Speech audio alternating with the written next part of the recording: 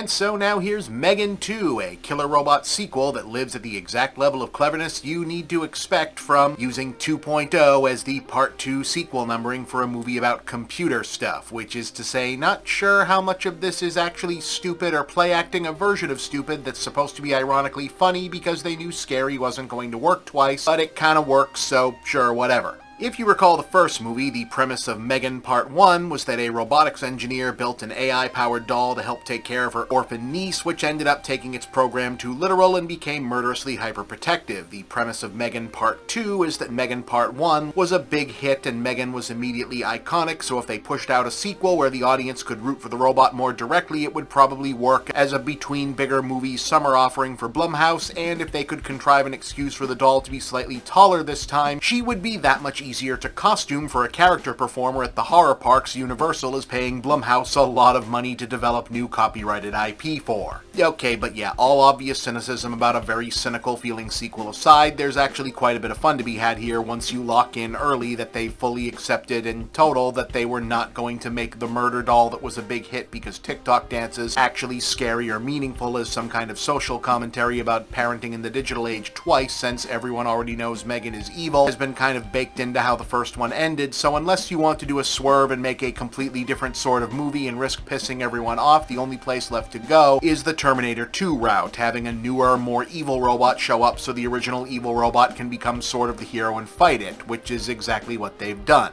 Rawr! Oh my god, what's that? It's Bigger Jaws! Oh my god, now we have a common enemy. We have to work together. I already got a sequel in mind. It's called Way Bigger Jaws. Also, it's now fully and completely an action movie and not even really attempting to be a horror movie, which the original distinctly was, which, okay, you know what, total genre swap is actually kinda different, so there's that. The basic idea this time is that someone in the bad ideas only division of the government stole the designs for the original M3GAN robot and used it to make a lady-shaped killer drone, which has gone self-aware and rogue, and is now on a killing spree against everyone associated with its creation for mysterious reasons. Since that creators list will eventually include the surviving protagonists of the original movie, they eventually determine that they have no choice but to rebuild and reactivate the original M3GAN to fight the new, more dangerous one and solve the conspiracy of what's going on, which ends up being extremely convoluted in a late period Michael Crichton sort of way, and look, it's decent enough as excuses go for some robot fights and mildly inventive action scenes based around other stuff they come up with based around made-up movie technology and cursory topical commentary about AI regulation, plus a better and longer than you'd expect stretch in the first part of Act 2 before M3GAN herself is fully back, where she's more like a ghost in the Wi-Fi that almost feels like it could have been stretched out to get this to a trilogy and done a whole Part 2 that was more of a technology-based smart appliance haunted house thing, like a soft riff on Demon Seed, but I mean, hardly anyone remembers Demon Seed but me. And like I said, everyone would have been pissed if M3GAN proper didn't actually show up in the sequel, so it's a robot fight movie, and that's fine. I don't even really mind that they abandoned the horror angle and instead jump full on into what ends up feeling like a B-level, female-coded Mega Man movie where a pair of silly, shiny robots punch at each other over dumb versions of Asimov's free will debate, because, you know, that's what robots do in this kind of movie, and also at a certain point it started reminding me of Eve of Destruction, which is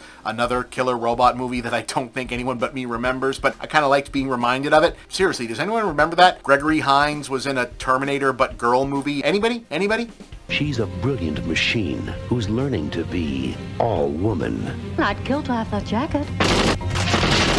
Well, this is quite some toy you have yourselves here, gentlemen. I suppose you want me to put it back in its box. She's a state-of-the-art thermonuclear warhead. I'm very sensitive.